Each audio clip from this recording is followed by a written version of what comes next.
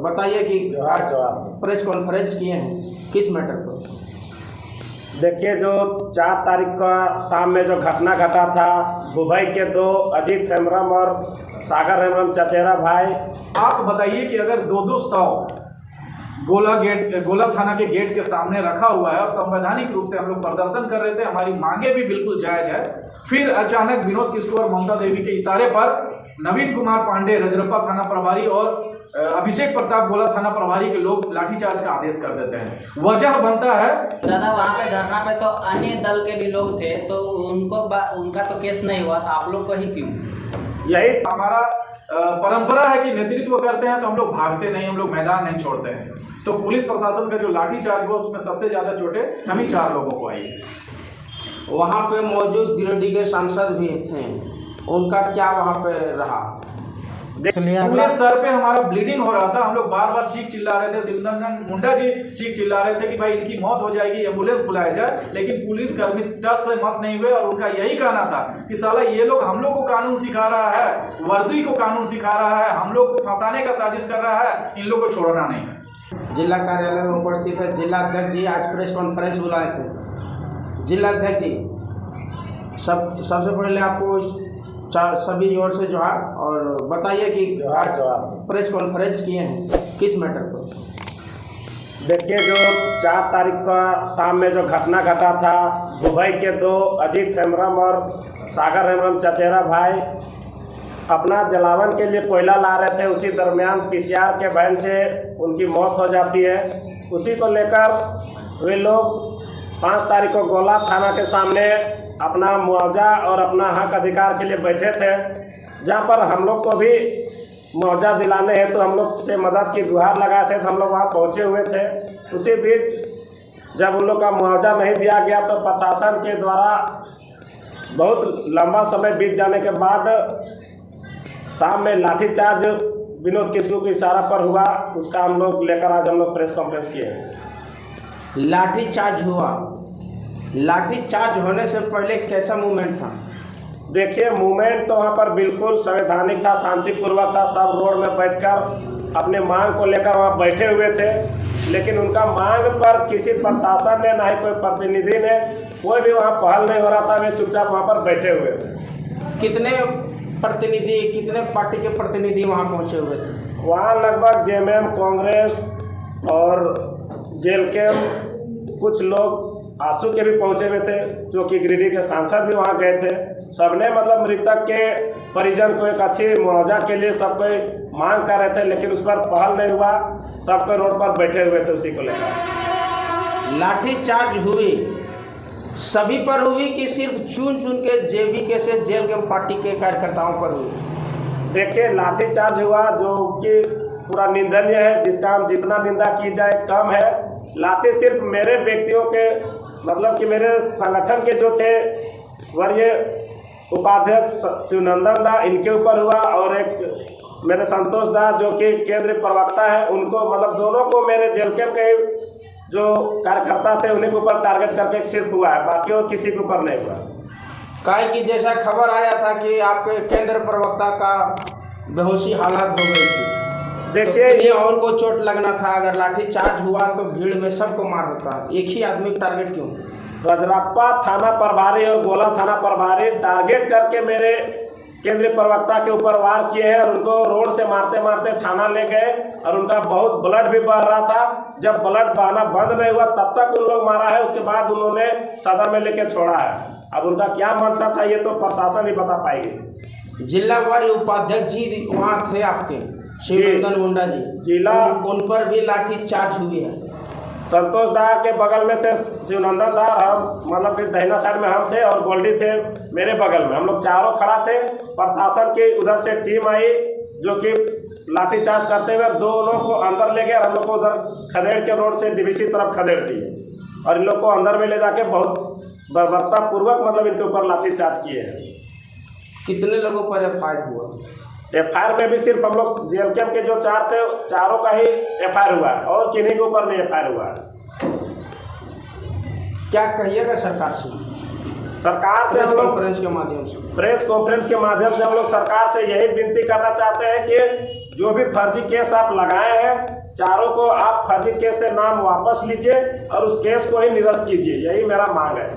तो दादा वहाँ पे धरना पे तो अन्य दल के भी लोग थे, तो उनका तो केस नहीं हुआ, आप लोग को ही क्यों? यही तो देखने वाली बात है कि सबने मुआवजा दिलाने के लिए गया था। आसू के भी लोग गए थे, बीजेपी के भी गए थे, कांग्रेस के भी, जेएमएम के भी, जेएलकेम के भी, सबने मुआवजा दिलाने के लिए वहाँ पर आंदोलन कर रहे थे, सबने धरना का समर्थन दिया। लेकिन जेएलकेम के ऊपर लाठीचार्ज और केस किया हुआ, ये तो बहुत ही निंदनीय है, ये तो समझ से परे है। और दादा ये आदिवासी समाज का बात है, तो जैसे कि वहाँ पे आदिवासी समाज का ऐसे कुछ पीवीसी बहन के द्वारा ऐसे कुचल दिया गया और आदिवासी सरकार भी है, तो वो अभी तक कुछ आवाज़ नहीं उठाई, इसके बारे में क्या बोलेंगे? देखिए, अगर आदिवासी सरकार को आदिवासियों की चिंता रहती तो मेरे भाइयों को कुचला नहीं जाता। उनको जलावन के लिए लकड़ी कोयला का उन लोग अपना से व्यवस्था कर रहे थे, उसको उन्होंने मतलब कि हत्या का रूप दे दिया। उसके बाद भी उसमें लिपापोती हुआ।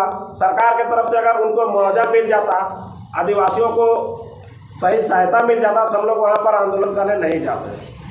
अच्छा, कुछ लोगों का कहना है और पुलिस प्रशासन का भी कहना है कि अज्ञात वाहन जो द्वारा लोगों को कुचला गया है। नहीं, ये सरासर लिपापोती है, ये अपना तथ्य को छिपा रहे हैं, साक्ष्य को छिपा रहे हैं। वहाँ पर पुलिस प्रशासन का गाड़ी का जो पीसीआर का जो कलर होता है रेड और ब्लू का, वो चीज़ वहाँ गिरा हुआ था, उनका नंबर प्लेट गिरा हुआ था। यहाँ तक कि आप प्रभात खबर उठा देख लीजिए, वहाँ पर लिखा हुआ है कि पुलिस की पीसीआर वैन से लोगों की जान गई है। उसको छिपाने के लिए मतलब कि इधर उधर का बात वहाँ किया जा रहा है। आप लोगों को क्या लगता है, जैसा कि सिर्फ जेएलकेम पार्टी के ही लोगों को लाठीचार्ज किया गया, अन्य पार्टी लोग भी वहाँ पर मौजूद थे, उन लोगों को कुछ भी नहीं हुआ, तो क्या लगता है आपके खुद के आदमी हो सकते हैं या फिर कोई विपक्षी दल के लोगों के? अब देखिए, ये तो संभावना कुछ भी जताया जा सकता है। विपक्ष को डर है कि उनका राजनीतिक कैरियर खत्म हो रहा है या तो फिर उनका जमीन खिसक रहा है। जेएलकेम पूरा अन्याय के खिलाफ, अत्याचार के खिलाफ, शोषित वंचित के लिए लड़ने के लिए तैयार हो गया है। सब तरह से जेएलकेम का रुझान दिख रहा है, तो कहीं ना कहीं उन्होंने लगा होगा कि अब हम लोग का यहाँ से भागना तय है, हम लोग का कुर्सी हिल गया है। इस तरह से उन लोग सोचा होगा कि इन लोग को फंसाना है, किसी तरह फर्जी केस ला देना है ताकि इन लोग चुनाव के समय नजर ना आए और हम चुनाव आसानी से जीत जाए। यही सब उन लोग का मंशा रहा होगा। तो अब क्या होगा आप लोगों का, जैसे कि 23 लोग नामजद हैं, 23 लोग नामजद हैं, आप लोगों को कमजोर किया जा रहा है विपक्षी दल के हैं या अपने खुद के लोगों द्वारा, तो अब इस पार्टी का क्या इफेक्ट पड़ेगा इससे? देखिए, जो आप 23 लोगों का बोल रहे हैं वो डीवीसी गोला में ट्रक के चपेट में आए थे, पंचायत अध्यक्ष चौकात निवासी, उनमें 23 लोगों का नामजद किया गया था। लेकिन जो 4 तारीख का घटना था उसको लेकर हम लोगों को सिर्फ 4 लोगों को मतलब कि केस किया गया।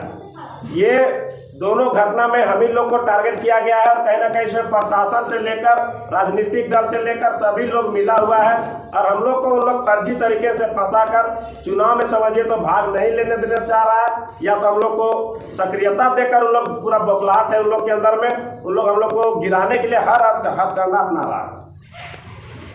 वहाँ पे मौजूद गिरिडीह के सांसद भी थे, उनका क्या वहाँ पे रहा? देखिए, गिरिडीह के सांसद ने बोले कि इन लोगों को 50-50 लाख मिलना चाहिए, हम लोग बोले कि 1 करोड़ मिलना चाहिए। तो इस तरह से हम लोग तरफ से मांग किया गया था। अगर हम लोग 1 करोड़ मांग किया और हम लोग का केस हुआ तो गिरिडीह सांसद 50 लाख मांगे, उनके ऊपर भी तो केस होना चाहिए, लेकिन उनके ऊपर नहीं हुआ। अब ये सोचने वाली बात है। अच्छा, एक खबर उड़ती हुई आ रही दादा, जैसा कि पेपरबाजी में भी दिख रही है कि पूर्व विधायिका ममता देवी जो कि अभी प्रेजेंट सीएम के पास जाते हैं, एक लेटर दिखाने का प्रयास करते हैं, जो फोटो में देखने को मिल रहा है ग्रुप वगैरह में, उनका कहना है कि वो अपने तरफ से कुछ मुआवजा देने का प्रयास करवा रही है, कुछ नौकरियां देने का प्रयास कर रही है पीड़ित परिवारों को। उसमें क्या कहना चाहेंगे? आप लोग लाठी खाएं, उन लोग सिर्फ जा करके मुआवजा देने का प्रयास कर रहे हैं, इसमें क्या देखना चाहते हैं आप लोग? देखिए, सबसे पहले बात तो उनके पति पत्नी में ही पहले सोच कर उन लोगों को निर्णय लेना चाहिए। उनके पति बजरंग महतो बोलते हैं कि अज्ञात वाहन मारा है, ममता देवी बोलती है कि पीसीआर के वैन से मारा है। और जब ममता देवी वहाँ पर आंदोलन में गई हुई थी उस समय तो एक वर्ड नहीं बोली, उसके बाद सीएम के पास लेटर लेकर चल जाते हैं कि लोगों को मुआवजा मिलना चाहिए।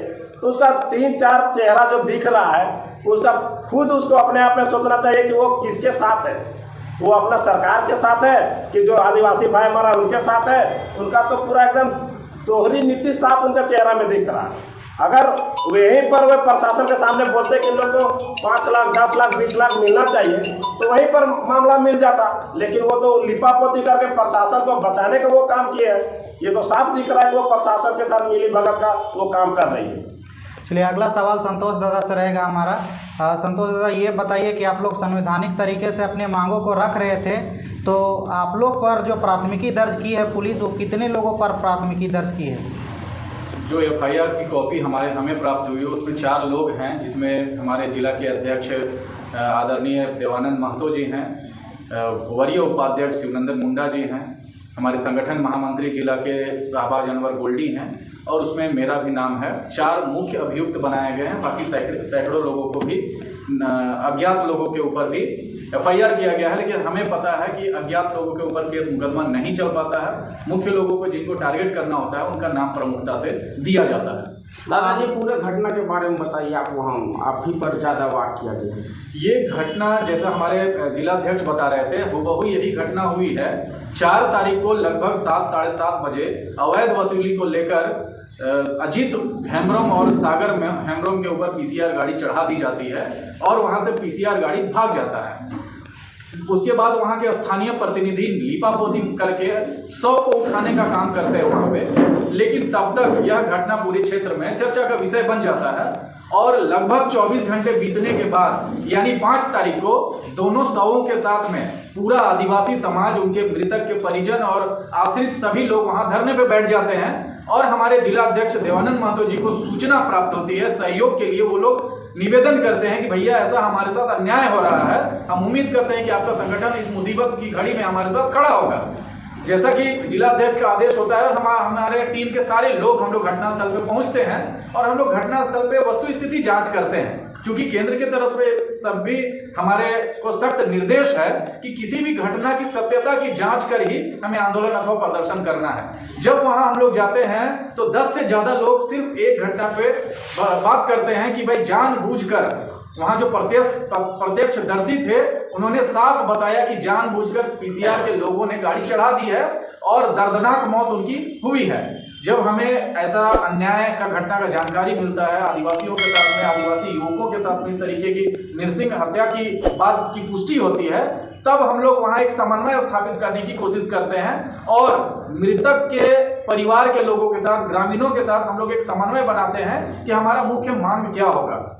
1-1 करोड़ रुपए मुआवजे की राशि, 1-1 सरकारी नौकरी और जो हत्या में शामिल पुलिसकर्मी थे उनके ऊपर हत्या की प्राथमिकी दर्ज करने की 3 सूत्री मांग हम लोग वहां पे संवैधानिक तरीके से रख रहे होते हैं। अब आप बताइए कि अगर 200 गोला थाना के गेट के सामने रखा हुआ है और संवैधानिक रूप से हम लोग प्रदर्शन कर रहे थे, हमारी मांगे भी बिल्कुल जायज है, फिर अचानक विनोद किस्कू और ममता देवी के इशारे पर नवीन कुमार पांडे रजरप्पा थाना प्रभारी और अभिषेक प्रताप गोला थाना प्रभारी के लोग लाठीचार्ज का आदेश कर देते हैं। वजह बनता है कि वहां पे उनके निर्णय, जो विनोद किस्कू थे और ममता देवी थे, उनकी कोशिश थी कि इस मामले की लिपापोती किया जाए और सड़क दुर्घटना का इसको स्वरूप देकर जो प्रावधान है 1 लाख रुपया देना और अंचल कार्यालय के द्वारा 20,000 रुपया देना, ये वहां के जो आश्रित थे, जो परिजन थे, उनको ये बात मान्य नहीं थी और उनके विरोध में वो लोग मुर्दाबाद का नारा लगाने लगे, जो कि स्वाभाविक है। आप अगर गलत फैसला करेंगे, आप नाजायज अगर निर्णय करेंगे, आप अगर पुलिस के साथ में मिलकर दलाली करने का काम करेंगे तो स्वाभाविक रूप से ग्रामीण और परिजन आपके खिलाफ उग्र होंगे ही। इस मुर्दाबाद के नारे को दबाने के लिए नवीन कुमार पांडे और अभिषेक प्रताप ने हम लोगों के ऊपर लाठीचार्ज करने का आदेश दिया था। ये लाठीचार्ज आखिर कौन किया? पुलिस प्रशासन की या उग्र लोग वहां पे थे, उन लोग किए? देखिए, पेपर में और पुलिस के बयानों के माध्यम से ये लोग बता रहे हैं कि पहले पत्थरबाजी किया जाए, लेकिन अगर सोशल मीडिया में जितने विजुअल्स वायरल हैं, जो यूट्यूबर्स वहां पे मौजूद थे, जो न्यूज पोर्टल वहां पे मौजूद थे, उनके अगर वीडियोस की कड़ी को अगर हम लोग जोड़ेंगे तो ये साफ साबित हो जाता है कि जब ये संथाली भाषा का प्रयोग करके विनोद किस्कू मृतक के परिजनों को बरगलाने का प्रयास करने लगे तो संथाली भाषा में ही उनका विरोध हुआ पहले, उसके बाद ये विरोध मुर्दाबाद में बदल गया। इस मुर्दाबाद के नारे को दबाने के लिए नवीन कुमार पांडे और अभिषेक प्रताप ने लाठीचार्ज करने का ऑर्डर दिया। ये समझ से परे है कि भाई अगर मुर्दाबाद का नारा ममता देवी के लिए लग रहा है, विनोद किस्कू के लिए लग रहा है, तो इसमें जिला प्रशासन को क्या तकलीफ हो गया? जी ये बताइए कि संतोष कुमार महतो जी और शिवनंदन दा, आप लोग दोनों पर ही इतना जानलेवा हमला कैसे हुआ, जरा घटना को डिटेल बताइए, क्योंकि वहाँ और भी सैकड़ों लोग मौजूद थे। सभी लोग को चोट नहीं आई, लेकिन आप ही लोग दो जो प्रमुख है चेहरे, उनको भारी चोट आई थी। जरा किस प्रकार से पुलिस प्रशासन आप लोग के साथ बर्ताव की, उसको बताइए क्लियर। इस आंदोलन की अगुवाई अगर देखा जाए, निष्पक्ष होकर अगर अगुवाई करने की बात अगर आती है, तो हमारे जिला अध्यक्ष देवानंद महतो और वरीय उपाध्यक्ष शिवनंदन मुंडा जी के साथ में हम लोग नेतृत्व कर रहे थे आंदोलन का, और हम लोग बेबाकी से निष्पक्षता के साथ पीड़ित परिवार के साथ खड़े थे। बाकी जो अन्य दल के लोग थे, वो लोग का प्रयास था कि इस मामले को सड़क दुर्घटना का रूप देकर और प्रशासन के फेवर में वो लोग बात कर रहे थे, काम कर रहे थे। तो चूंकि 3 लोग हम लोग निष्पक्ष होकर बात कर रहे थे, मुआवजे की बात कर रहे थे, पीड़ित परिवार को न्याय दिलाने की बात कर रहे थे, तो सबके रडार में हम ही लोग थे। वो लोग खुन्नस खाए हुए थे कि भाई जो हत्या में शामिल लोग हैं वो पुलिसकर्मी हैं, उनको बचाया जा रहा था, और स्थानीय जो प्रतिनिधि हैं वो लोग भी उनके समर्थन में थे। लेकिन सिर्फ और सिर्फ जेल के पार्टी और हमारा संगठन पीड़ित परिवार के साथ में खड़ा हुआ था, और हमारा स्टैंड साफ था कि हम लोग मृतक के परिजनों को न्याय दिलाएंगे, मुआवजा दिलाएंगे, सरकारी नौकरी दिलाएंगे, साथ ही साथ हत्या की प्राथमिकी दर्ज कराएंगे। तो प्रशासन का पूरा नजर हम तीनों पर था, और चूंकि हम लोग वहां पे फंस गए थे, नेतृत्व कर रहे थे, और हम लोग, हमारा परंपरा है कि नेतृत्व करते हैं तो हम लोग भागते नहीं, हम लोग मैदान नहीं छोड़ते हैं। तो पुलिस प्रशासन का जो लाठीचार्ज हुआ उसमें सबसे ज्यादा चोटें हम ही 4 लोगों को आई। ये बताइए संतोष दा कि पुलिस प्रशासन जब भी किसी अपराधी पर कार्रवाई करती है या गोली चलाती है, मारपीट करती है, लाठीचार्ज करती है, कमर से नीचे मारने का उन लोगों का प्रावधान है, लेकिन आप लोगों को कमर से ऊपर माथे में ही चोट क्यों मारती है? वहां पे जितने पुलिसकर्मी थे, सबका इसी बात का खुन्नस था कि हम लोग मामले को दबाने की कोशिश कर रहे हैं, और ये लोग बिना डरे हुए, निडरता के साथ, निष्पक्षता के साथ, बेबाकी के साथ में मृतक के परिजनों का समर्थन कर रहे हैं, साथ दे रहे हैं। तो उनकी छवि खराब हो रही थी, उनके नौकरी पे सवालिया निशान उठ रहा था, वर्दी पे सवाल उठ रहा था, साथ ही साथ वर्दी के आड़ में जो उन्होंने गुंडाई मचाया था, जो हत्या की घटना को अंजाम दिया था, इस बात को दबाने के लिए उनका हमसे खुन्नस था, दुश्मनी था, और निजी तौर पे टारगेट करके हम लोगों को हत्या के साजिश के तहत हम लोगों को सर पे वार किया गया। साथ ही साथ जब शिवनंदन मुंडा जी के साथ मारपीट हो रही थी, हमारे साथ मारपीट हो रही थी, तो पुलिसकर्मी भी लगातार अपशब्दों का प्रयोग कर रहे थे, मां बहना की गाली का प्रयोग कर रहे थे, और बोल रहे थे कि ये लोग जो है बहुत बड़े आदिवासियों के मसीहा बन रहे हैं, कानून के जानकार बन रहे हैं, हम लोग को कानून सिखा रहे हैं, इन लोगों को, सालों को तब तक मारो जब तक इनकी जान न चली जाए। बाद में वहां कुछ बुद्धिजीवी लोग थे, समाजसेवी लोग थे थाने के अंदर में, जिन लोगों ने बीच बचाव करके शिवनंदन मुंडा जी का और मेरा जो जान बचाया, तभी हमारी जान बच पाई। पूरे सर पे हमारा ब्लीडिंग हो रहा था, हम लोग बार बार चीख चिल्ला रहे थे, शिवनंदन मुंडा जी चीख चिल्ला रहे थे कि भाई इनकी मौत हो जाएगी, एम्बुलेंस बुलाया जाए, लेकिन पुलिसकर्मी टस से मस नहीं हुए, और उनका यही कहना था कि साला ये लोग हम लोग को कानून सिखा रहा है, वर्दी को कानून सिखा रहा है, हम लोग को फंसाने का साजिश कर रहा है, इन लोग को छोड़ना नहीं है। क्या बोलिएगा पुलिस प्रशासन को सर? देखिए, हमारी यही अपील है कि सरकार ने आपको वर्दी आम आदमी की सुरक्षा के लिए दिया है, आप इसका दुरुपयोग करके, इसके दम पर और इसका धौंस दिखाकर आम आदिवासी लोगों से, आम ग्रामीण लोगों से पैसा वसूल कर रहे हैं। ये किसी भी तरीके से न्याय संगत नहीं है, ये लोकतांत्रिक देश में धब्बा है। लोकतांत्रिक तरीके से जो प्रणाली, जो सिस्टम डेवलप हुई है, उसके ऊपर सवालिया निशान उठाता है। आप लोगों को अपनी जवाबदेही और जिम्मेदारी समझनी होगी कि आपकी ड्यूटी आम लोगों की सुरक्षा करना है, ना कि उनकी हत्या करना है। आदिवासी मुख्यमंत्री होने के बावजूद आदिवासियों पर घोर अत्याचार हो रहा है, क्या अपील करिएगा? सीएम है, जो सीएम है अभी आदिवासी, बार बार सवाल उठता है कि हमारा संगठन एक जाति विशेष के समर्थन में खड़ा होता है, लेकिन गोला का जो ये कांड हुआ है, पीसीआर कांड हुआ है, जिसमें हत्या हुई है आदिवासियों की, हम लोग पूरे मुखरता के साथ, निडरता के साथ में अंतिम समय तक खड़े रहे। लेकिन आप वीडियो फुटेज देखेंगे तो उनके खिलाफ काम करने वाला जो नेता थे, वो नेता उसी समाज से बिलोंग करते हैं, और वर्तमान में जिस पार्टी की सरकार झारखंड में है, उसी पार्टी के जिला अध्यक्ष भी वो हैं। लेकिन वो वहां पे मामले को दबाकर और पुलिस प्रशासन के मदद के लिए खड़े थे, और उनको बिल्कुल भी चिंता नहीं थी कि जो 2 लोग मरने वाले लोग हैं वो आदिवासी समाज से हैं। तो इससे साफ पता चलता है कि आदिवासियों के हित में काम करने वाला संगठन कौन है, और आदिवासियों के हित में सोचने समझने वाला, उनकी फिक्र करने वाला पार्टी कौन है। जिसके लिए आपने लाठियां खाई, कानून के मैंने आड़ में फंस गया आप लोग, जेल के सलाखों के पीछे आप लोग पुलिस प्रशासन लगी हुए, क्या उस समाज को कुछ मिला? देखिए हम तो अंतिम समय तक वहां पर खड़े रहे, लेकिन उनके समाज के ही नेता विनोद किस्कू और सरकार में प्रमुख गठबंधन दल कांग्रेस के नेत्री जो है वो लगातार कोशिश करती रही कि उनकी मांगे पूरी न हो पाए। बाद में उन्हीं की मांगों को लेकर वो लेटर लिखने का जो छलावा लेकर सीएम के पास पहुंची, जबकि जो घटनास्थल पे वो पुलिस कर्मियों के साथ में खड़ी थी। तो ये दोहरा चरित्र है, जैसा जिलाध्यक्ष भी बता रहे थे कि ममता देवी और विनोद किस्कू का इस घटना में जो दोहरा चाल चरित्र है वो बिल्कुल सार्वजनिक हुआ है। चलिए।